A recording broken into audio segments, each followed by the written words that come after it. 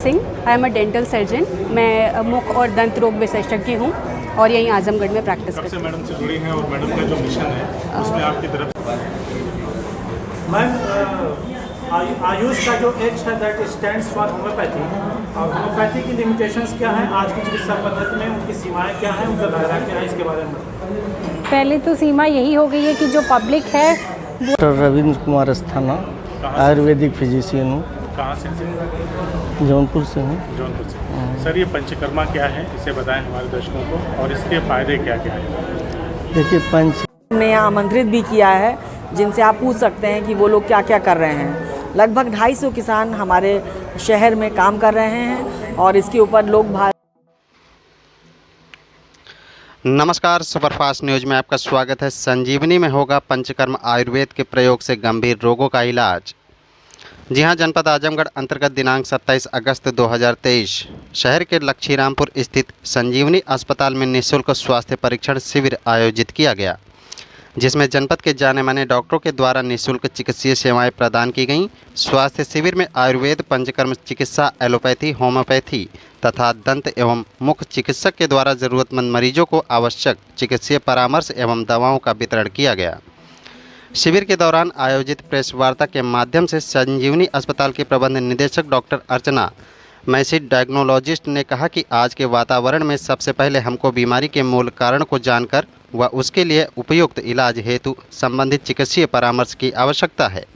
आज न सिर्फ एलोपैथी, होम्योपैथी, प्राचीन आयुर्वेद, पंचकर्म चिकित्सा से भी हम गंभीर व आम जीवन में होने वाली बीमारियों का सफल इलाज करा सकते हैं और जिनके कोई दुष्परिणाम भी नहीं है। उन्होंने कहा कि पंचकर्म चिकित्सा के बारे में लोगों को जानने की ज़रूरत है और एक जिम्मेदार व्यक्ति की हैसियत से हम लोगों में जागरूकता लाने का सफल प्रयत्न कर रहे हैं। डॉक्टर मोनिका सिंह दंत चिकित्सक ने लोगों को साफ सफाई तथा नियमित जांच की सलाह दी, तो वहीं डॉक्टर पूजा पांडे होम्योपैथ ने लोगों को होम्योपैथिक चिकित्सा से संबंधित महत्वपूर्ण जानकारी साझा की तथा लोगों को होम्योपैथिक चिकित्सा अपनाने पर बल दिया। Doctor R K. अस्थाना आयुर्वेद एवं पंचकर्म के बाबत महत्वपूर्ण जानकारी साझा करते हुए बताया कि पेट से संबंधित रोग, फैटी लीवर, बावशीर, चर्म रोग, गुर्दे की पथरी, कमर दर्द, अर्थराइटिस, मोटापा, migraine, cervical, diabetes, blood pressure के इलाज के लिए विशेष सुविधाएं पंचकर्म में हैं, जैसे लीच थेरेपी, हिजामा थेरेपी, लेजर थेरेपी, जिनके उपचार से सशर्त लाभ होगा तथा अच्छे परिणाम होंगे। जौनपुर से हूँ। जौनपुर से। सर, ये पंचकर्मा क्या है, इसे बताएं हमारे दर्शकों को, और इसके फायदे क्या क्या हैं? देखिए, पंचकर्मा डिटॉक्सिफिकेशन की एक प्रक्रिया है, जिसे हम संशोधन प्रक्रिया कहते हैं, जिससे शरीर से टॉक्सिन्स को बाहर निकाला जाए। जैसे समय समय पर हम लोग गाड़ियों की सर्विसिंग कराते रहते हैं, उसकी इफिकेसी बढ़ जाती है। उसी तरीके से शरीर से जो भी हम लोगों के अंदर जो टॉक्सिन्स होते हैं, उन सबों को बाहर निकालने की प्रक्रिया के लिए हम लोग पंचकर्मा करते हैं। इससे मुख्य फायदे क्या हैं? यह क्रॉनिक डिजीज़ जैसे आजकल बहुत ज़ोरों से बढ़ रही है, जैसे diabetes, hypertension, thyroid, PCOD, fatty liver, जो हमारी जीवन शैली से जुड़ी हुई बीमारियां हैं, बहुत तेज़ी से बढ़ रही हैं। हमारे खान पान से, हमारे रहन सहन से, हमारे फिजिकल एक्सरसाइज न करने की वजह से, ठीक है, तो इसको दूर करने के लिए हम लोग पंचकर्मा करते हैं और लंबे समय तक रिजुविनेशन की जो प्रक्रिया होती है कि हम स्वस्थ बने रहें। आयुर्वेद का एक सिद्धांत है कि स्वस्थस्य स्वास्थ्य रक्षणम आतुरस्य विकार प्रश्नम च। इसका अर्थ ये हुआ कि हम पहले स्वस्थ व्यक्ति के स्वास्थ्य की रक्षा करें, फिर उसके बाद अगर वह बीमार हो जाता है तब उसे दवा दी जाए। तो पंचकर्मा इसी सिद्धांत पर आधारित है। सर, शाब्दिक का जो है पंचकर्मा, मतलब इसका क्या है? हाँ, आपने अच्छा क्वेश्चन पूछा कि पंचकर्मा नाम, जैसे नाम से ही पता चल रहा है कि पंचकर्मा जैसे 5 कर्म होते हैं। पंचकर्मा के पहले भी 2 कर्म होते हैं, उसको हम लोग कहते हैं स्नेहन और स्वेदन। फिर पंचकर्म प्रधान कर्म है, उसमें वमन, विरेचन, वस्ति, नस्य, और रक्तमोक्षण आता है। यह इसके पंचकर्म के प्रधान कर्म है। फिर उसके बाद पश्चात कर्म आता है, जिसमें संसर्जन प्रक्रियाएं और रसायनों का हम लोग प्रयोग करते हैं।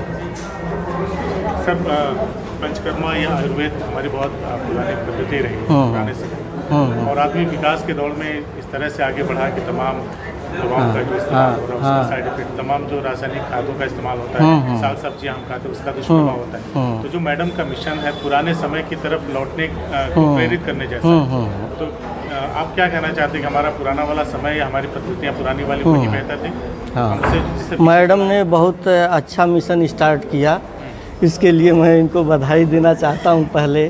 फिर उसके बाद इस पर मैं कुछ कहना चाहूँगा कि आयुर्वेदा इज होलिस्टिक साइंस। यह एक निश्चित पर्टिकुलर डिजीज़ नहीं, वह आहार विहार, जीवन शैली, फिर उसके बाद थर्ड नंबर जो आता है तब हमको दवाओं की आवश्यकता पड़ती है। तो जो प्रथम स्टेप है भोजन का, आयुर्वेद इसको भोजन को औषधि के तौर पर देखता है। अगर हमारी भोजन सही होंगे, हम सही खान पान लेंगे, हम बैलेंस डाइट लेंगे, तो हमें बीमार होने की संभावनाएं कम रहेंगी। आज के दौर में देखेंगे कि जैसे कैंसर, मोटापा, पीसीओडी, ऐसी हाइपरटेंशन, ये जो बीमारियां फैल रही हैं, इसके पीछे कहीं न कहीं अत्यधिक दवाओं का, पेस्टिसाइडों का, वीडीसाइड का ये छिड़काव जो है वह क्रम से शरीर में, जल में होनी चाहिए। मैम आज यहाँ पे किस तरह का कार्यक्रम ऑर्गेनाइज किया गया? यहाँ पर एक मल्टी स्पेशलिटी कैंप का आयोजन किया गया हुआ है, जिसमें कि एलोपैथिक, आयुर्वेदिक, डेंटल और होम्योपैथिक डॉक्टर अवेलेबल हैं। इसमें पंचकर्मा की बात हो रही है। पंचकर्मा क्या है और यहाँ पे कब से शुरू हुआ? पंचकर्मा एक किस्म की हमारी बहुत एज ओल्ड पद्धति है, जो सालों से ऋषि मुनियों ने ईजाद की दी थी इंसान की बॉडी को डिटॉक्स करने के लिए, जिसके द्वारा काफ, वात, पित्त सब संतुलित किया जाता है और बॉडी के सारे किस्म के रोगों को भगाया जाता है। सभी रोगों के सिर्फ? हाँ, इसके लिए आपको ख़ास तौर से डॉक्टर अस्थाना जी आपको गाइड कर सकते हैं कि किस तरीके से इसको किया जाता है। बहुत सारे रोगों में ये लाभकारी होता है, जिसमें कि मेनली बॉडी के टॉक्सिन्स को ख़त्म करके हमारे बॉडी के सारे सिस्टम को बैलेंस किया जाता है। एक ऑर्गेनिक खेती की भी बात हो रही है, उस पर आपका ट्रस्ट काम कर रहा है बहुत सारे किसानों के साथ, किसानों को भी आपने आमंत्रित किया है, तो वो क्या है, उससे क्या लोगों को लाभ मिलने वाला है? एक्चुअली हमारे बॉडी की जो भी डिसीज़ हैं, इसके 3 मुख्य कारण होते हैं: स्ट्रेस, पोल्यूशन और हमारा गलत जीवन शैली। इसके लिए हम लोग चाहते हैं कि गलत खान पान जो हम खाते हैं, ख़ास तौर से पोल्यूशन में आपके जल, ज़मीन, विचार, वायु, सारे पोल्यूशन हैं, जिसमें कि हमारे जो पेस्टिसाइड और रासायनिक चीज़ें यूज़ होने की वजह से हमारा जल, हमारा भोजन प्रदूषित हो रहा है। उसी को दूर करने के लिए हम लोग प्राकृतिक फार्मिंग अपना रहे हैं, जिसमें कि हम सिर्फ गौ आधारित खेती कर रहे हैं। इसमें सारे जितने भी फर्टिलाइजर्स और पेस्टिसाइड्स हैं, ये या तो पत्तों द्वारा या फिर गौमूत्र, गोबर और गुड़ वगैरह हमने यहाँ आमंत्रित भी किया है, जिनसे आप पूछ सकते हैं कि वो लोग क्या क्या कर रहे हैं। लगभग 250 किसान हमारे शहर में काम कर रहे हैं और इसके ऊपर लोक भारती जो एक संस्था है सरकार की, जो लखनऊ से, वो इसके ऊपर देखरेख भी करती है और इसका चेक करती है कि यहाँ के लोग कैसे काम कर रहे हैं और उसको आगे प्रमोशन करती है। जिला प्रशासन की तरफ से भी कोई सहयोग मिलता है? कोई कृषि वैज्ञानिक जिले के जाके किसानों को प्रेरित करते हो, जागरूक करते हो ऑर्गेनिक खेती के लिए? जी हाँ, सब लोग इसमें शामिल हैं, सब लोगों का इसमें सहयोग है। मैम, आप महिला रोग विशेषज्ञ हैं, स्पेशलाइजेशन आपका। आज के आधुनिक परिवेश में महिलाओं के होने वाले रोग और ख़ासतौर पे प्रेगनेंसी के दौर में आप क्या संदेश देना चाहेंगे, क्या कहना चाहेंगे, जागरूकता के लिए? हम ये कहना चाहेंगे कि सबसे पहले तो कोशिश करें कि जनसंख्या को नियंत्रित करें, बहुत ज़्यादा बच्चे ना पैदा करें, और एक स्वस्थ माँ ही स्वस्थ बच्चे को जन्म दे सकती है। तो बचपन से ही बेटियों पर भी ध्यान दें, उनका उचित पोषण हो, उनका मानसिक और शारीरिक विकास दोनों अच्छा हो। जब एक स्वस्थ महिला हर तरह से होगी तो वो स्वस्थ बच्चे को जन्म देगी और प्रेगनेंसी होने के पहले भी एक बार आप डॉक्टर से मिल सकते हैं, अपना शारीरिक चेकअप करा सकें कि आप माँ बनने को तैयार हैं कि नहीं आपकी बॉडी। इसके आज का जो कार्यक्रम हुआ, ये इसका उद्देश्य और क्या इस तरह के कार्यक्रम और भी करने के लिए आगे भी क्या प्लान है आपका? जी हाँ, पहले से भी हम लोग ये प्रोग्राम करते आए हैं और हमारा प्लान है कि कम से कम महीने में 2 बार हम लोग इस तरह के कैंप आयोजित करेंगे, जिसमें कि इंटीग्रेटेड मेडिसिन और नेचुरल फार्मिंग का प्रमोशन हम लोग करते रहेंगे। और आने वाले समय में हो सकता है कि हम लोग नेचुरल उत्पाद डिस्प्ले भी करें और लोगों के लेने के लिए भी हम आपको प्रोवाइड कर पाएँ। अभी तो जो हो रहा है हम लोग की टीम ही खुद ही कंज्यूम कर ले रही है, लेकिन हम लोग उसको वृहद स्तर पर उत्पादन करने का विचार कर रहे हैं। मैम, क्वेश्चन ये है कि पंचकर्मा जो है हमारी प्राचीन पद्धति है और इसका प्रचार साउथ में बहुत ज़्यादा रहा है जी, और वहीं से इसकी ओरिजिन रही है जी। तो अभी यहाँ पे पहुँचने में काफ़ी समय लगा उसको जी, तो इस बारे में क्या कहना चाहेंगे? एक्चुअली इसमें क्या है कि अब हमारे देश की कुछ ऐसी मानसिकता लोगों की इधर बन गई है कि एलोपैथी में ही लोग सोचते हैं जल्दी लाभ मिल जाए, और पंचकर्म आयुर्वेद ये थोड़ा सा स्लो प्रोसेस है। ये बॉडी को अंदर से डिटॉक्स तो करता है लेकिन समय लेता है, और समहाउ कुछ समय पता नहीं चला कि कैसे ऐसा हुआ कि सभी डॉक्टर्स जो आयुर्वेदिक के भी थे वो भी एलोपैथिक प्रैक्टिस करने लग गए। इधर सरकार ने भी कुछ रुचि ली, आयुष को बढ़ावा दिया, और हमारे मन में बहुत दिनों से था कि हम आयुर्वेद को बढ़ावा दें, इसलिए हमने डॉक्टर साहब को आमंत्रित किया कि वो पंचकर्म हमारे यहाँ शुरू करें। Singh, I am a dental surgeon. मैं मुख और दंत रोग विशेषज्ञ हूँ और यहीं आजमगढ़ में प्रैक्टिस करती हूँ। मैडम से जुड़ी हैं और मैडम का जो मिशन है उसमें आपकी तरफ से क्या सहयोग? हम लोग काफ़ी सालों से एक साथ हैं और हम लोग सारे यहाँ पे फ्री चेकअप्स वगैरह में जितना भी कंट्रीब्यूशन होता है हम सारे डॉक्टर्स मिल के उसमें कंट्रीब्यूट करते हैं। हमारा एम ही बेसिकली ये है कि हम सारे डॉक्टर्स एक जगह पे रहें ताकि एक इंसान अगर यहाँ आए तो उसको हर तरह का ट्रीटमेंट मिल सके। अब I am a dental specialist, अगर हम दांत के लिए मुख और दंत रोग विशेषज्ञ हैं तो यहाँ पे कोई भी आ रहा है, अगर एक ट्रीटमेंट के लिए आ रहा है तो उन्हें सारे ट्रीटमेंट्स यहीं पे मिल जाते हैं अंडर वन रूफ। इस कैंप का मोटिव मेनली ये है मुख्यतः कि यहाँ पे होलिस्टिक अप्रोच के सारे बिल्कुल बिल्कुल, यहाँ पे कोई भी आए सबको सारा ट्रीटमेंट मिले। जो मैम के पास होम्योपैथी में हम लोग रेफ़र करते हैं, एलोपैथी में, नेचुरोपैथी में, हम लोग जहाँ तक जैसे मतलब पेशेंट को अवेयर करना है, सारी अवेयरनेस बेसिकली हमारा एम होता है। सब लोग नेचुरल जितने लेमैन हैं उन्हें हर चीज़ नेचुरल चीज़ें पता है, अपने दिमाग के हिसाब से काम करते हैं, पर हम लोग स्पेशलिस्ट हैं, हम लोग उनको स्पेशली चीज़ों का बताते हैं कि आपको नेचुरोपैथी में आराम मिलेगा, आप वहाँ भी जाइए। हम ये नहीं कहते कि हम एलोपैथिक डॉक्टर हैं तो आप सिर्फ एलोपैथी में ही आइए। एलोपैथी की अपनी वैल्यू है, नेचुरोपैथी की अपनी वैल्यू है, आयुर्वेदिक की अपनी वैल्यू है। अगर हमारी साइंस में, मेडिकल साइंस में हर साइंस बनाई गई है तो उसकी एक डिफरेंट वैल्यू है। तो हमें हर चीज़ का फ़ायदा लेना, हमारी बॉडी को जो सूट करेगा हम उसके हिसाब से जाएंगे। और बेसिकली हम लोग अपनी आप एक डेंटिस्ट हैं, आजकल देखा जा रहा है कि कैंसर, मुख का कैंसर बहुत ज़्यादा हो रहा है, वैसे में आपकी तरफ से क्या सजेशन होगा? बेसिकली देखिए, कैंसर का सबसे बड़ा रीज़न है एक तो लाइफस्टाइल। हमारी लाइफस्टाइल ही ऐसी हो चुकी है, हम अपना खान पान ऐसा रख रहे हैं कि कैंसर हो रहा है। इसीलिए हम लोगों ने ऑर्गेनिक फार्मिंग को बहुत ज़्यादा प्रमोट किया है कि हम लोग नेचुरल चीज़ों से बनी हुई, नेचुरल खेती से जो हमारी चीज़ें आ रही हैं उससे हम लोग प्रमोट करके अच्छी चीज़ें खिला पिला रहे हैं पेशेंट्स को। तो अगर अच्छा लाइफस्टाइल है, अच्छी चीज़ें, अच्छा खान पान है तो कैंसर नहीं होगा। और मुंह का कैंसर तो आपको पता ही है, सबसे ज़्यादा ये गुटखा, तंबाकू, पान से ही होता है, और यूपी में ही सबसे ज़्यादा देखने को मिल रहा है। क्यों? क्योंकि यूपी में ही सबसे ज़्यादा इस चीज़ का कंजम्पशन है।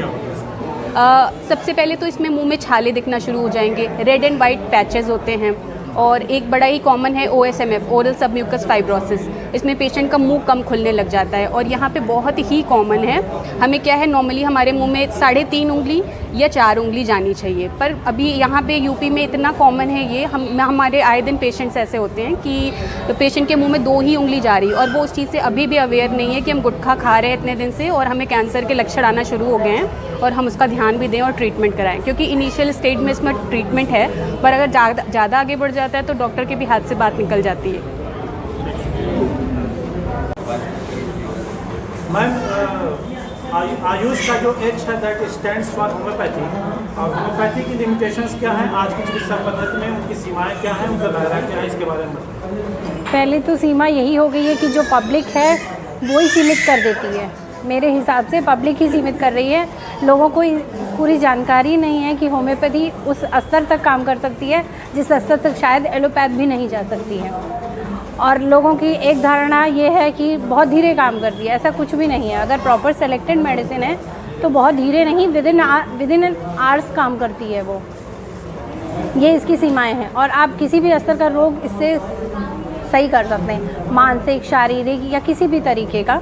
कोई भी रोग की कोई ऐसी सीमा नहीं है कि आप कौन सा रोग सही कर सकते हैं और कौन सा नहीं कर सकते, एक्सेप्ट इमरजेंसी केसेस, जो कि हम जानते हैं इमरजेंसी केसेस के। जी हाँ, इमरजेंसी केसेस को छोड़कर हम होम्योपैथ में हर बीमारी का इलाज है। मैम एक सवाल है, थोड़ा और सवाल है, बट चूँकि लोगों में है इसलिए आपसे, आप उसमें विशेषज्ञ हैं, स्पेशलाइजेशन है, तो यू कैन क्लियर दिस कि जैसे एक बड़ा तबका है जो होम्योपैथी को ये कहता है कि it's nothing but placebo dose बोलता है, इसके लिए क्या कहेंगे?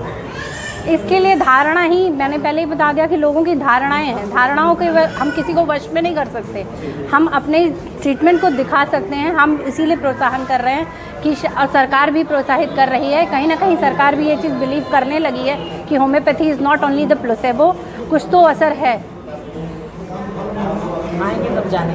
होम्योपैथी में मेन बेसिक होता है इमोशंस, जहाँ भी इमोशंस इन्वॉल्व होंगे वहाँ आपको कोई ना कोई बीमारियाँ होंगी। मैडम, जो मैडम का मिशन है उसमें आप होम्योपैथी के माध्यम से आपका क्या कंट्रीब्यूशन है? मेरा कंट्रीब्यूशन है, मैम जहाँ भी कहती हैं, जो भी हमारे तरफ से हो सकता है, कैंप्स लगाना, और मैम जब भी हमें इनवाइट करती हैं हम यहाँ उपलब्ध रहते हैं।